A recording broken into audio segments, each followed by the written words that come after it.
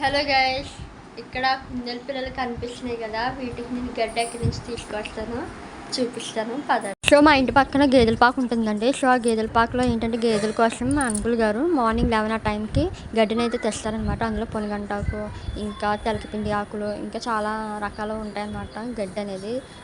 ఆ గడ్డిని మేము ఏం చేస్తామంటే ఇలాగే ఈవినింగ్ టైము గేదెని కాలువకి స్నానం చేయించడానికి అనేది తీసుకెళ్తారు వాటిని. సో ఆ టైంలో అవి అక్కడ ఉండవు కాబట్టి గేదెల పాకలు మేము వెళ్ళి ఎంత కావాలో అంతా కుందేలు అంత తినేస్తాయండి, కొంచెమే కదా. సో వాటి కోసం లేతగా ఉన్న గడ్డిని కలెక్ట్ చేసుకుని మేము డైలీ వేస్తుంటాం అనమాట. మార్నింగ్కి సరిపోద్ది. మార్నింగ్ మన ఈవినింగ్ వాటికి సరిపోయేంత తెచ్చామంటే అవి మార్నింగ్ వరకు తింటూనే ఉంటాయన్నమాట కంటిన్యూస్గా.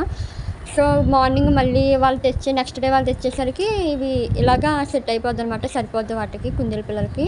సో ఇదండి మొత్తం గేదెల పాక మా ఇంటి పక్కనే ఉంటుందన్నమాట. సో ఇదన్నమాట, నేను ఇక్కడి నుంచి తెస్తానండి. అవి గేదెలు ఉన్నప్పుడు ఏంటంటే నాకు కొంచెం భయం, అవి మీదకి వచ్చేస్తాయేమో అని చెప్పేసి, ఎందుకంటే వాటి ఫుడ్ని తీసుకుంటాం కదా. సో అందుకని